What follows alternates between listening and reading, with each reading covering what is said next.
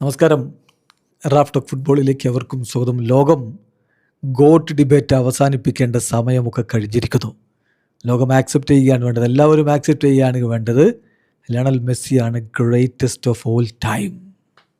Ronaldo പറയുകയാണ്, real Ronaldo, original Ronaldo, Ronaldo Nazario. കഴിഞ്ഞ ദിവസം 16 ഗോളുകൾ വേൾഡ് കപ്പിൽ തികച്ചതിന് ശേഷം സംസാരിക്കുമ്പോൾ ലയണൽ മെസ്സി പറഞ്ഞു, ഞാൻ കണ്ടതിൽ വെച്ച് ഏറ്റവും മികച്ച താരങ്ങളിൽ ഒരാൾ റൊണാൾഡോ നസാരിയോ ആണ്. അദ്ദേഹം ഈ ലിസ്റ്റിൽ ഒന്നാമതല്ല.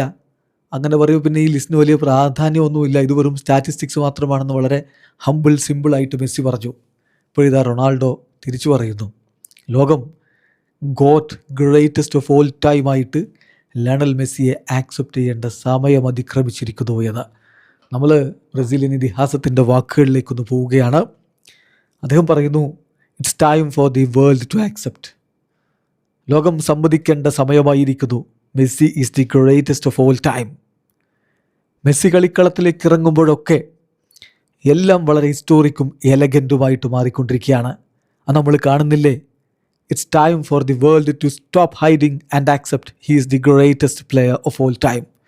ലോകം മറ്റെല്ലാം ഇതിൽ നിന്ന് ഒളിച്ചോടൽ നിർത്തിയിട്ട് അങ്ങ് സമ്മതിച്ചേക്കുക, ലയണൽ മെസ്സിയാണ് ഗ്രേറ്റസ്റ്റ് ഓഫ് ഓൾ ടൈം എന്ന്. ഗോട്ട് ഡിബേറ്റ് അല്ലെങ്കിലും നേരത്തെ അവസാനിച്ചതാണ് എന്ന് പറയുന്ന നിരവധി പേരുണ്ട്. അല്ലെങ്കിൽ പിന്നെ അത് റീഓപ്പൺ ചെയ്ത് മറ്റൊരു തലത്തിലേക്ക് കൊണ്ടുപോകാൻ കെൽപ്പുള്ളൊരു താരം ഇനി ഉയർന്നു വരണം. നിലവിലെന്തായാലും ഇപ്പോൾ ആരെയും നമ്മൾ അങ്ങനെ കാണുന്നില്ല എന്നുള്ളതാണ് യാഥാർത്ഥ്യം.